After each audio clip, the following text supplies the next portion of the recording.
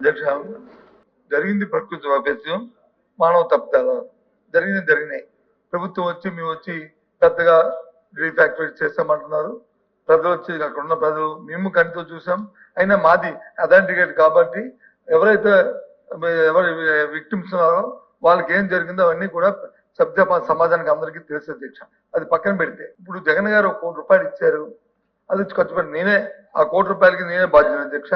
నా చేతులతోనే నేనే మానిటరింగ్ చేసి పాలు నీళ్లు దాంతో పాటు ఎవరైతే దినుసులు ఉన్నాయో ఆ దినుసులు కూడా ఒక నిమిషం ఆ దినుసులు కూడా నా అధ్యక్షతనే బాధ్యతలే నా అధ్యక్షతనే అవి కొని బాధ్యతకు వచ్చి నేను నా చేతులతోనే నేనే వెళ్ళి మొత్తం